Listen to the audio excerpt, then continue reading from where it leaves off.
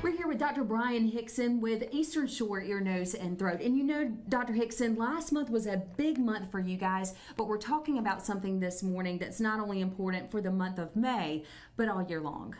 Absolutely, absolutely. May was Better Speech and Hearing Month, and so we as hearing and ear medical specialists really focus a lot of public education on the importance of recognizing and treating hearing loss, both in children and in adults. Right, and you guys, I know, really focus on both, but especially with children, because sometimes the warning signs with children are hard to realize.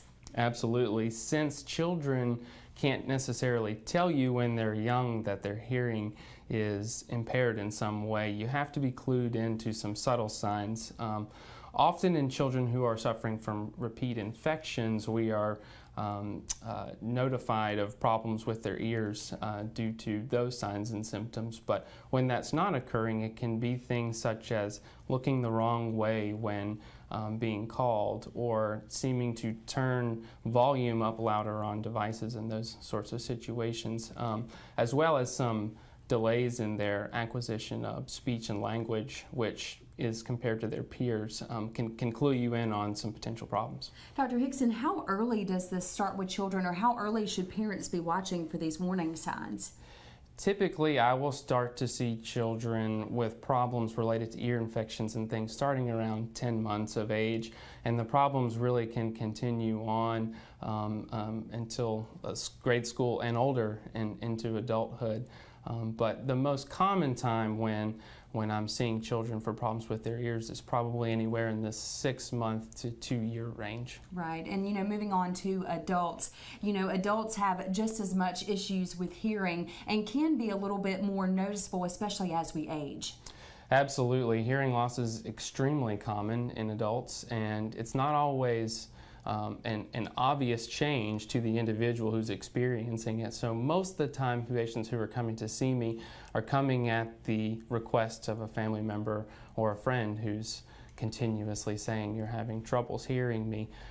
You'll tend to notice problems initially with crowded environments and noisy background situations, and that can indicate some mild hearing loss in the high frequencies, and the sooner we can identify that and treat, the better the ultimate outcome. Right, you know, people out there are watching, they're saying, hey, maybe I've seen some of these warning signs. Should I go see a doctor? Should I not? What would you tell them?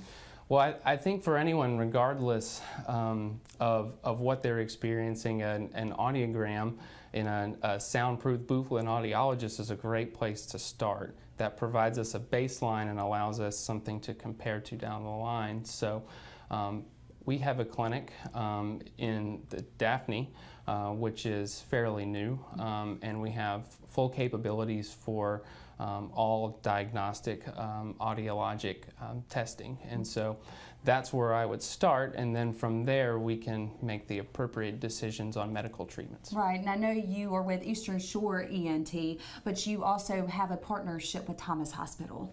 Yes, we're affiliated with Thomas Hospital in the infirmary, and so all of our treatment and care is located here on the Eastern Shore for patients who live in these areas. Right, Dr. Hixon, if somebody's watching out there too, they want to see maybe a little bit more information, check out you guys, maybe make an appointment, where can they go for that?